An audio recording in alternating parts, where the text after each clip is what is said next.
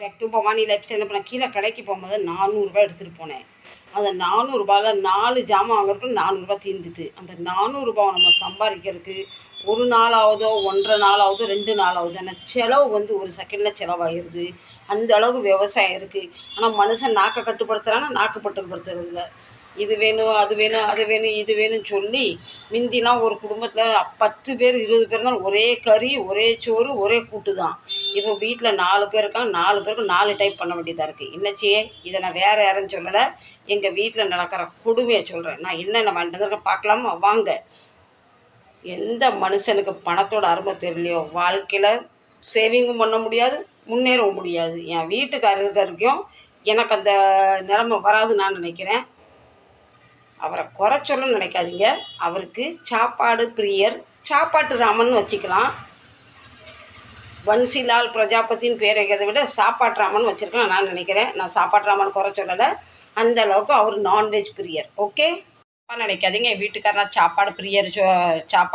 அவர் சாப்பாடு ராமன் சொன்னது. எல்லாருமே சாப்பாடு பிரியருக்கு இந்த உலகத்தில் வாழ்கிறது சாப்பாடுக்காக தான். இந்த வீடியோவில் கொஞ்சம் சிரிப்பு, கொஞ்சம் ஃபன்னு, கொஞ்சம் அன்பு பாசம் இருந்தால் தான் நீங்களுமே ஈன்னு பார்க்குறீங்க. நம்ம சோக கதையை சொன்னால் எல்லோரும் தள்ளி விட்டு போயிடுறீங்க. அதனால தான் நான் காமெடி பண்ணேன். எத்தனையோ வீடியோவில் மாப்பிள்ளையை தூக்கி போட்டு மிதிக்கிற மாதிரி, ஹஸ்பண்டை எட்டி இடுப்பில் மிதிக்கிற மாதிரிலாம் வீடியோ வருது. அதெல்லாம் ரசித்து நீங்கள் பார்க்குறீங்க. ஏன் இன்க்ளூட் நானும் தான் பார்க்குறேன். அதனால் என் வீட்டுக்காரர் சொன்னேன். என் வீட்டுக்காரர் பாவம், அவர் மாடாக உழைக்கிறாரு. அவர் படுற கஷ்டம் எனக்கு தான் தெரியும். சும்மா ஒரு ஃபனுக்காக காமெடிக்காக சொன்னேன். சரிங்களா? இல்லை நீங்கள் கமெண்டில் சாப்பாடை பற்றி இப்படி சொல்கிறீங்கன்னு எனக்கு கேவலப்படுத்திடாதீங்க. சரிங்களா? பிடிக்கும், அவர் விரும்பி சாப்பிட்றாரு, அவ்வளோதான். சரிங்களா? இன்றைக்கி நாட்டில் ரொம்ப பேர் நான்வெஜ் பிரியராக தான் வாழ்ந்துக்கிட்டு இருக்காங்க. மீண்டும் யாரும் தப்பாக நினச்சிக்காதீங்க. 10 ரூபாய்க்கு மல்லி இலையும் 10 ரூபாய்க்கு புதினாவும் இதெல்லாம் போட்டால் தான் சிக்கனு குழம்பும் மணக்குன்னு சொல்கிறாங்க. பின்ன ஒரு பால் பாக்கெட்டு 30 ரூபா.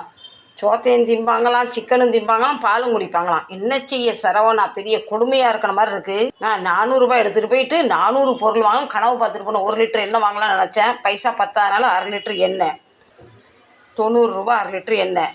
பின்ன 1/2 டஜன் முட்டை 80 ரூபா. இந்த முட்டை யாருக்கு? அவர் முட்டை விரும்ப மாட்டார். இங்கே ஒரு மங்கம்மா கிடக்க பாருங்கள், இவளுக்கு முட்டை தினம் இவளுக்கு ஒரு முட்டை கொடுப்பேன். பின்ன 1 கிலோ சிக்கன் 240 ரூபா. சரிங்களா? அதுக்கப்புறம் நம்ம ஹேண்ட் வாஷ் வாங்க போகலான்னு பார்த்தா என்கிட்ட 10 ரூபா தான் மிஞ்சிச்சு. இது 10 ரூபா ஒரு ஹேண்ட் வாஷ் வாங்கியாச்சு. இப்போ கணக்கு பார்த்துக்கோங்க. இதில் எனக்கு பிடிச்சது எதுவுமே இல்லை. ஏன்னா எனக்கு பிடிச்சது வாங்கணுன்னா பணம் இல்லை. எனக்குன்னு இன்னங்க பெருசாக பிடிச்சிட போகுது. எனக்கு என் குடும்பத்தை தவிர வேறு எதுவும் பிடிக்க. இந்த வீடியோ பிடிச்சா கண்டிப்பாக சப்போர்ட் பண்ணுங்கள், லைக் பண்ணுங்கள்.